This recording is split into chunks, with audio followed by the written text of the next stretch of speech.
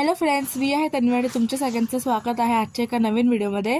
तर हा आहे व्हिडिओ म्हणजे मोदकाची पूर्ण रेसिपी दाखवणार आहोत. तर या व्हिडिओची रेसिपी तुम्हाला माझी मम्मी सांगेल. तर यासाठी आपण 2 नारळ घेतलेले आहेत. ते चांगले खोवून घेतलेले आहेत आणि त्याच्यात गूळ, वेलची, जायफळ पूड वगैरे सगळं टाकलेलं आहे. आणि सारण तयार होत आलं ना की शेवटी त्याच्यात मात्र तूप टाकायला विसरायचं नाही. तुपामुळे त्याचं सारणाला एक प्रकारचा खमंग वास येतो. आणि आता हे तांदळाचं पीठ आहे ना मोदकाचं, त्यात आम्ही उकळून घेतलेलं आहे. त्याच्यामध्ये मीठ टाकलेलं आहे, थोडंसं तेल टाकलेलं आहे. त्याच्यामुळे काय होतं माहिती आहे का, पीठ एकदम मऊसर एकदम मऊ मऊ मळलं जातं. आता हे पीठ गरम असतानाच मळायचं असतं. मग हात भाजेल म्हणून मी तिथे पेला घेतला आहे. पेल्याला खाली तूप लावायचं किंवा तेल लावायचं आणि पेल्याने ते प्रेस करत करत त्याचं पीठ चांगलं मळून घ्यायचं. हे बघा. आणि इथे आता ह्या लात्या करून घ्यायच्या.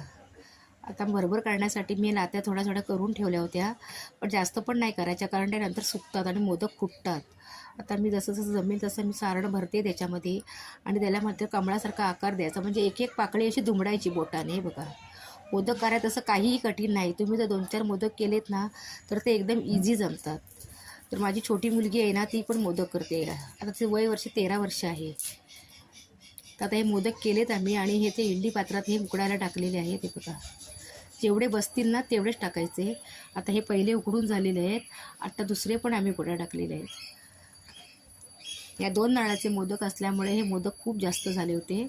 त्याच्यामुळे आम्हाला भरपूर खायला मिळाले.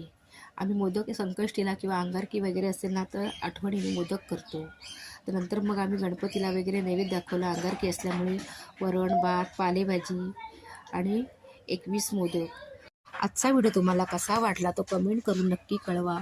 आणि आमच्या चॅनलवरचे तुम्हाला जर व्हिडिओ आवडत असतील, आमचे चॅनलवरचे व्हिडिओ शक्यतो कोकणातच असतात आणि पारंपरिक रेसिपीचेच असतात, तर तुम्ही आमच्या चॅनलला नक्की लाईक करा, शेअर करा आणि सबस्क्राईब करायला विसरू नका. धन्यवाद.